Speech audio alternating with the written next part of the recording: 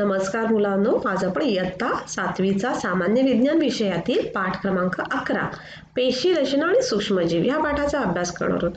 मुलांनो, आपण ह्या पाठाचा अभ्यास मागच्या भागात सुद्धा केलेला आहे. आपण मागच्या भागात या पाठामधलं काय पाहिलं तर पेशी म्हणजे काय, पेशींचे आकार, पेशींचे प्रकार पाहिले, वनस्पती पेशी, प्राणी पेशी आणि सूक्ष्मजीव कुठे आढळतात, सूक्ष्मजीवांचा आकार कसा असतो, त्यांचे मोजमाप कसे केले जाते आणि उपयुक्त सूक्ष्मजीव म्हणजे उपयुक्त सूक्ष्मजीव. आपण आजच्या भागामध्ये सुद्धा उपयुक्त सूक्ष्मजीवच म्हणजे जे सूक्ष्मजीव आपल्याला उपयोगी असतात त्यांच्याबद्दलच माहिती घेणार आहोत.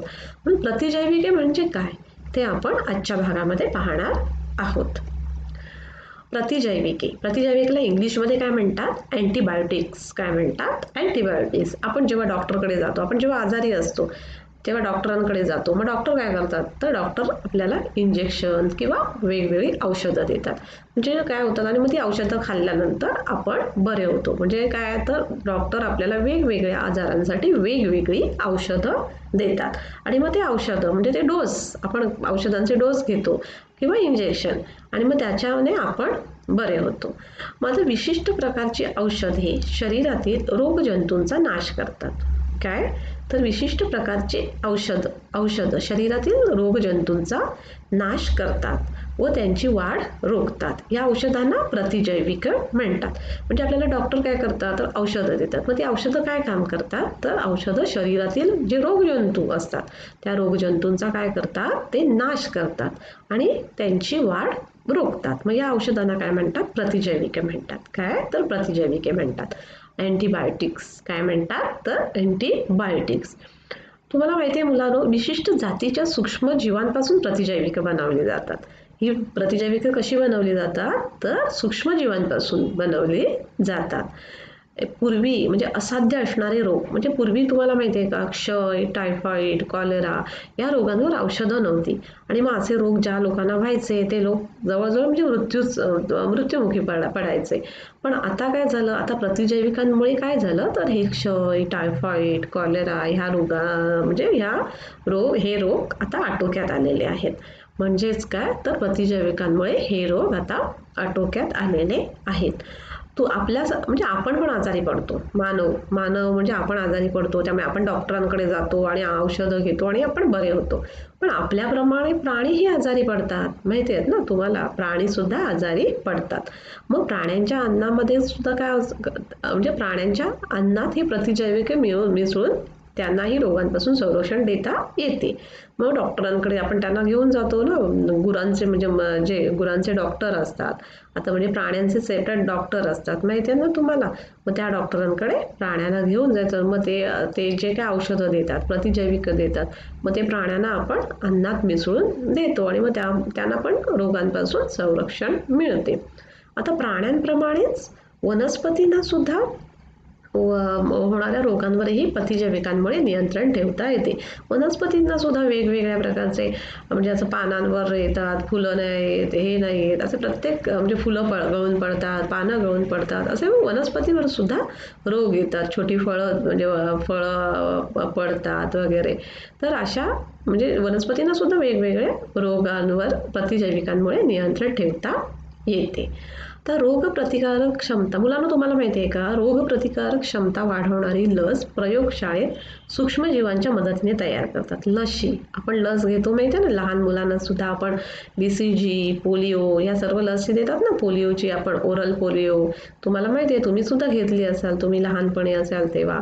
मग रोगप्रतिकार क्षमता वाढवणारी लस प्रयोगशाळेत कोणाच्या मदतीने तयार करतात तर सूक्ष्मजीवांच्या. मग इथे सुद्धा सूक्ष्मजीवांच्या मदतीने रोगप्रतिकारक क्षमता वाढवणारी लस तयार करतात. अशा रोगांची लस जर टोचलेली असेल तर आपल्या शरीरातील रोगप्रतिकार शक्ती वाढते. काय तर अशा रोगांची लस टोचलेली असेल तर आपल्या शरीरातील रोगप्रतिकार शक्ती वाढते. म्हणून आपल्याला छोट्या बाळांना एका ठराविक म्हणजे वेळेत इंजेक्शन्स देतात, माहिती आहेत ना, लशी टोचल्या जातात. मी सांगते तुम्हाला. आता तुम्हाला ही प्रतिजैविके ही रोगांवर मात करण्यासाठी असली तरी सुद्धा ती डॉक्टरांच्या सल्ल्याशिवाय घेणे अपायकारक असते. आता ही आपण अँटीबायोटिक आपण असेच घेऊ शकतो का, आपण असं कधीही घेऊ नये. आपण डॉक्टरांच्या सल्ल्याशिवाय कुठलंही औषध घ्यायचं नसतं. मग प्रतिजैविके ही रोगावर मात करण्यासाठी असली तरी ती डॉक्टरांच्या सल्ल्याशिवाय घेणे अपायकारक असते. त्यामुळे डॉक्टरांच्या सल्ल्यानुसारच त्यांचे डोस पूर्ण करावेत. तसेच अंगदुखी, डोकेदुखी, सर्दी अशा आजारांवर परस्पर औषधं घेऊ नयेत. तर कधीही आपल्याला कुठलाही आजार झाला, कधीही साधं म्हणजे जरी डोकं दुखलं तरी आपण स्वतःहून गोळी वगैरे घ्यायची नाही. आपण डॉक्टरांकडे जायचं आणि मग डॉक्टरांच्या सल्ल्यानुसारच आपण औषधं घ्यायची. स्वतः म्हणजे औषधं घ्यायची नाहीत. किंवा मेडिकल आजकाल काय करतात लोक माहिती आहेत ना तुम्हाला, मेडिकलमध्ये जातात आणि काय करतात, हे माझं दुखतं, हे माझी कंबर दुखते किंवा हे मला अशी गोळी दे. पण असं करणं फार चुकीचं आहे. मग तुम्ही स्वतः डॉक्टरांकडे जा. डॉक्टर काय जे तुम्हाला औषधं लिहून देतील तीच औषधं आपण घ्यायची आणि स्वतःच्या मर्जीनुसार किंवा कोणाचं ऐकून, मेडिकलवाल्याचं ऐकून अशी औषधं घ्यायची नाहीत. ते घेणं धोकादायक ठरतं. मुलांनो, आता मी तुम्हाला मगाशी बोलले की रोगप्रतिकार शक्ती निर्माण करण्यासाठी प्रयोगशाळेमध्ये लसी निर्माण करतात. लसी, आणि त्या लसी काय करतात तर आपली रोगप्रतिकार शक्ती वाढते. अगोदर जर लस घेतली असेल तर आपली रोगप्रतिकार शक्ती वाढते आणि अनेक सूक्ष्मजीवांच्या मदतीने ह्या लसी बनवलेल्या असतात. मग लहान बाळांना ठराविक दिवसांनी लस का देतात माहिती आहे का? काय असते ही लस? तुम्हाला सुद्धा दिलेली आहे. तुम्ही जेव्हा जन्मलात तेव्हा ती लस दिलेली आहे तुम्हाला. तुम्ही जेव्हा 1.5 महिन्याचे झालात तेव्हा म्हणजे असे एक काळ असतो, ठराविक काळ. म्हणजे 1.5 महिन्याचं बाळ झालं का, 3.5 महिन्याचं झालं का, 6 महिन्याचं झालं का, पुन्हा वर्षाचं झाल्यावर अशा ठराविक दिवसांनी लशी देतात. मग का देतात? तुम्ही बघितलं असेल, तुम्हाला पण आई घेऊन जात असेल किंवा तुमचे छोटं भाऊ असेल, बहीण असेल, त्याला पण आई घेऊन जात असेल ना लस द्यायला. मग ह्या अशा तुम्हाला म्हणजे कधी प्रश्न पडला का देतात ह्या लसी लहान बाळांना? लहान बाळ आजारी नसलं तरी पण ह्या लसी का देतात? तर लहान बाळांच्या शरीरातील रोगप्रतिकारशक्ती वाढण्यासाठी त्यांना लसी दिल्या जातात. तुम्हाला माहिती आहे, बाळ जन्मल्या BCGची लस देतात. काय देतात तर BCG. तर ही कशाच्या विरोधात असते तर क्षय विरोधात असते. तसेच डांग्या खोकला, धनुर्वात, घटसर्प या रोगांच्या प्रतिकारासाठीही या लसी दिल्या जातात. धनुर्वाताची जे लस आहे ती इंजेक्शन TT ते इंजेक्शनद्वारा दिली जाते. कळलं? पण पोलिओचा डोस कसा दिला जातो माहिती आहे तुम्हाला? तुम्ही बघितलात कधी? तुमच्या शेजारी बाळ असेल छोटं तर त्याला पोलिओचा डोस देण्यासाठी कोणतरी घरी येत असेल किंवा त्याला घेऊन आपण कुठे तुम्ही गेला असाल किंवा तुमच्या भावा बहिणीला, तर पोलिओचा डोस तोंडावाटे दिला जातो, माहिती ना, ड्रॉप टाकतात. आता मग आणि धनुर्वाताची इंजेक्शन्स असतं म्हणजे TTचं इंजेक्शन, ते इंजेक्शनद्वारा दिलं जातं आणि पोलिओची लस तोंडावाटे दिली जाते. या लसीमुळे रोग होण्याची शक्यता खूप कमी होते. काय होतं लसीमुळे? काय होतं, लसी दिल्या जातात त्याच्यामुळे काय होतं तर रोग होण्याची शक्यता खूप कमी होते. शिवाय या लसी शासनाने मोफत देण्याची सोय केलेली आहे. पुन्हा या लसी शासनाने कसं मोफत देण्याची सोय केलेली आहे तुम्हाला माहिती आहे? आता जेव्हा पोलिओचा डोस असतो तेव्हा ते नर्स वगैरे त्या किंवा आपल्या महानगरपालिकेचे लोक ते घरी घेऊन येतात. दुसऱ्या दिवशी सुद्धा येतात. तुमच्याकडे लहान बाळ आहे का असं विचारतात ना. 5 वर्ष होईपर्यंत त्या छोट्या बाळांना ती पोलिओचा डोस दिला जातो.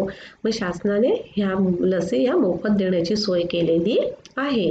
मग का लसी दिल्या जातात तर बाळाच्या शरीरातील रोगप्रतिकारक शक्ती वाढवण्यासाठी त्यांना लसी दिल्या जातात. बाळ जन्मल्यावर कुठली लस दिली जाते तर BCG ही क्षय विरोधात असते. तसेच डांग्या खोकला, धनुर्वात, घटसर्प या रोगांच्या सुद्धा प्रतिकारासाठी या लसी दिल्या जातात. आणि धनुर्वाताची म्हणजे लस ही इंजेक्शनद्वारा दिली जाते. तर पोलिओचा डोस कसा दिला जातो तर तोंडावाटे दिला जातो. मग तुम्हाला कळलं किती ह्या लसी पण ह्या म्हणजे हे सूक्ष्मजीव मायक्रो ऑर्गॅनिझमच्या मदतीने बनवलेल्या असतात. आणि प्रतिजैविके आपण काय पाहिलं आज तर प्रतिजैविके ही सुद्धा सूक्ष्मजीवांपासून बनवलेली असतात. मग हे सूक्ष्मजीव आपल्यासाठी उपयुक्त किती आहेत हे तुम्हाला कळलं. पुन्हा अजून उपयुक्त काय आहे सूक्ष्मजीवांचा? अजून उपयोग काय? आपण तर मागच्या भागामध्ये पण पाहिला की कंपोस्ट म्हणजे खतं बनवण्यासाठी त्याचा उपयोग होतो. पुन्हा वेगवेगळ्या कारणासाठी दुधापासून दही बनवण्यासाठी आपल्याला सूक्ष्मजीवांचा उपयोग होतो. किण्वन प्रक्रिया बघितली ना, पिठं वगैरे आंबवण्यासाठी सुद्धा आपण सूक्ष्मजीवांचा उपयोग होतो. असं म्हणजे वेगवेगळे उपयोग आपण पाहिले. अजून सुद्धा कातडी कमावणे, गायपातापासून धागे मिळवणे या प्रक्रियांमध्येही सूक्ष्मजीवांचा उपयोग करून घेतला जातो. काही सूक्ष्मजीव हे तेलावर वाढतात. त्यांच्या मदतीने काय होतं तर समुद्रात तेल गळतीमुळे आलेला तेलाचा तवंग काढून पाणी स्वच्छ केले जाते. काय होतं तर समुद्रात तेल गळतीमुळे आलेला तेलाचा तवंग काढून पाणी स्वच्छ केले जाते. शेतातील पालापाचोळा, कचरा, मानवी मलमूत्र, घरातील ओला कचरा एकत्र करून बायोगॅस संयंत्राच्या माध्यमातून जैववायू व खत निर्मिती केली जाते. गावात वगैरे तुम्हाला माहिती आहे का, म्हणजे बायोगॅस असतो आणि त्या बायोगॅसवर आपण जेवण, अन्न पण बनवू शकतो.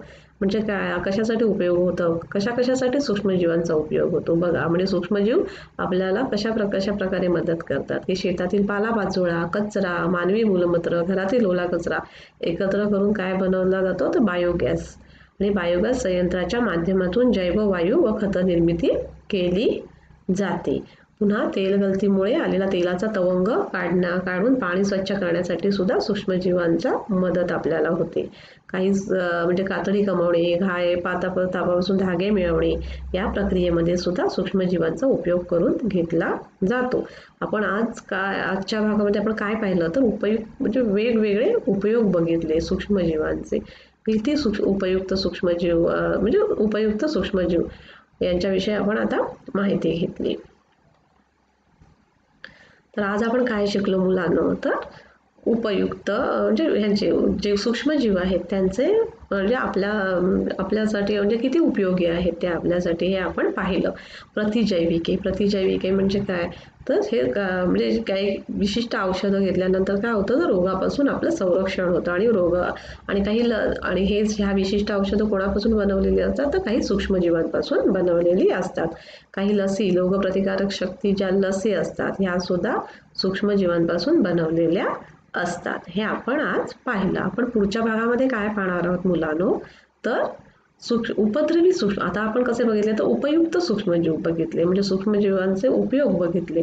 तर पुढे म्हणजे काही सूक्ष्मजीव हे उपयुक्त असतात तर काही सूक्ष्मजीव हे उपद्रवी असतात, म्हणजे घातक असतात आपल्यासाठी. मग ते कसे घातक असतात, कोणते सूक्ष्मजीव घातक असतात हे आपण पुढच्या भागामध्ये शिकणार आहोत. मुलांनो, तुम्हाला AS विद्यालयाबद्दल माहिती आहे का? AS विद्यालय हे पहिले भारतातले ऑनलाईन स्कूल आहे. तिथे तुम्हाला 6वी ते 10वीचे फुल सिलेबसचे सर्व क्लास मिळतील. म्हणजे कुठले 6वी ते 10वीचे सगळ्या विषयांचे, कळलं, सगळ्या विषयांचे आणि फुल सिलेबसचे. कुठले विषयांचे जसे Marathi, English, Hindi, maths, science, computer या सगळ्या विषयांचे तुम्हाला फुल सिलेबसचे क्लास मिळतील. आणि एवढंच नव्हे तर काय तर अनलिमिटेड टेस्ट आणि तुम्हाला त्यांच्या टीचर्सची सुद्धा तुम्हाला वेळोवेळी मदत होईल. तुम्हाला जर काही प्रॉब्लेम्स असतील तर ते तुम्ही त्या टीचर्सकडून सॉल्व करून घेऊ शकता. मग ह्या ॲपबद्दल तुम्ही तुमच्या मित्रांना, तुमच्या नातेवाईकांना सर्वांना ह्या ॲपबद्दल सांगा आणि त्यांना रजिस्टर करायला सांगा. धन्यवाद.